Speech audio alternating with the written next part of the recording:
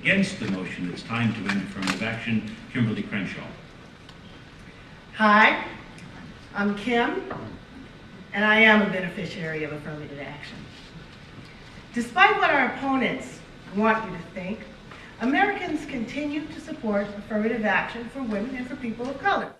When the precise question of eliminating affirmative action was put to voters in Houston, Texas, the majority repudiated this radical agenda.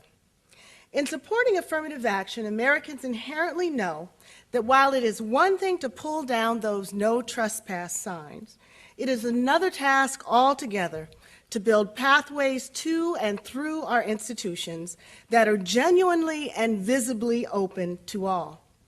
This continuing support of affirmative action is even more remarkable given how the media and lukewarm supporters have acquiesced to the terms of the debate that have been set by well-funded, think tank-produced critics.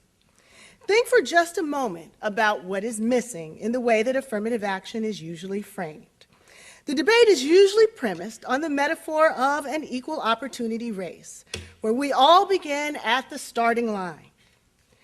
The societal awards go to the swiftest and the most talented.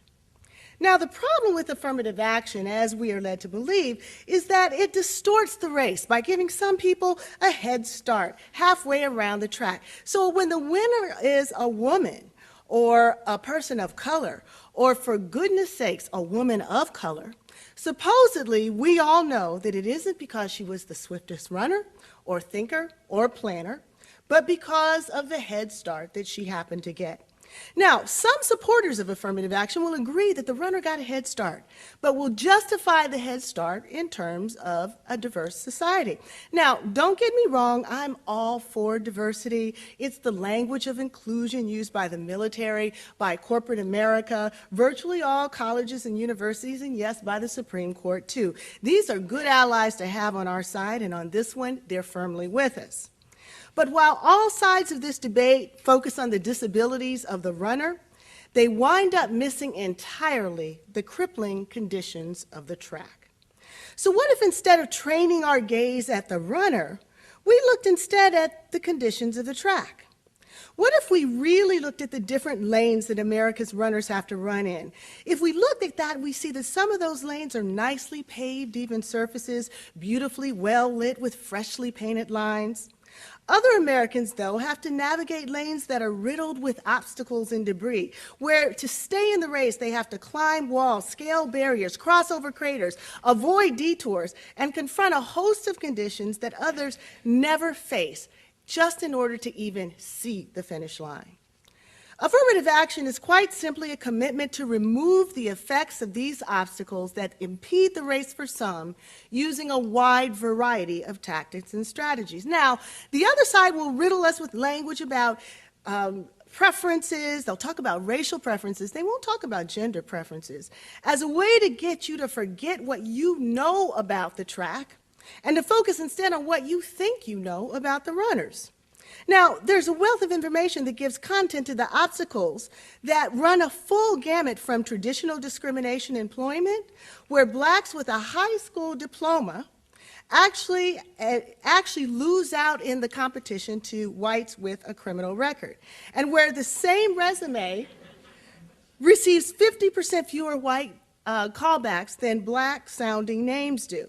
To underfunded schools, school districts with the highest concentration of black students receive the lowest share of resources, and the the school to prison pipeline, where kids as young as 6 are handcuffed and sit on a fast track to prison rather than a highway to college, to hypersegregation that isolates minorities from key social networks through which most job seekers actually find employment, to newer evidence about stereotype threat that makes gifted students underperform on high-stakes tests, to implicit bias that unconsciously shapes people's attitudes and their behaviors towards minorities, that makes cops think they see a gun instead of a wallet, that makes teachers think they see an imbecile instead of a hungry child, that makes men think they see a ball-busting diva rather than a high-performing manager, that makes highway patrollers think that they see traffickers, trans transporting drugs rather than a high school basketball team celebrating a nail-clinching victory.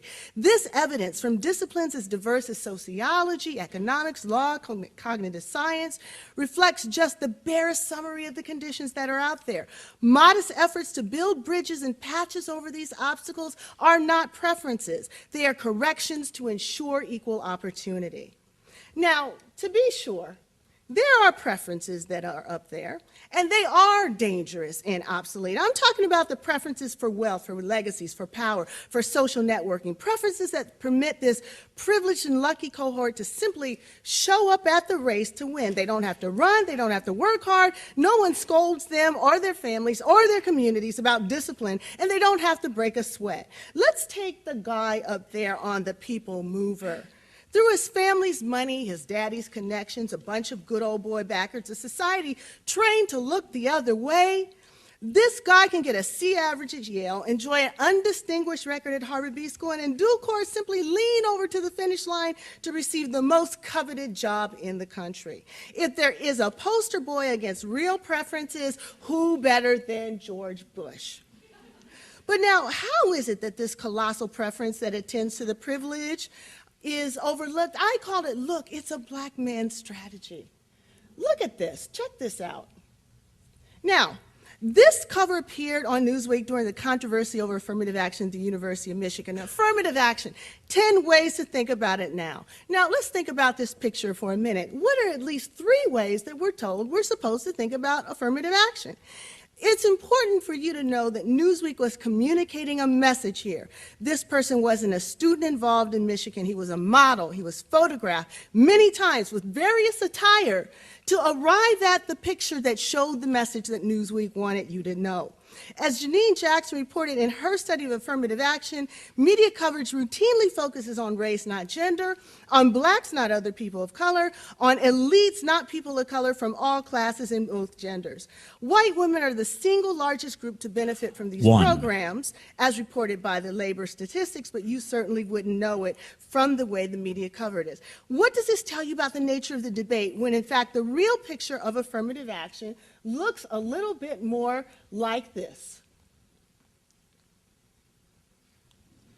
Well, what it's supposed to tell you is that affirmative action is, in fact, about people of color of all races, and it's supposed to tell you that it's actually about women as well. So I submit that people of goodwill should recoil from the bait and switch tactic.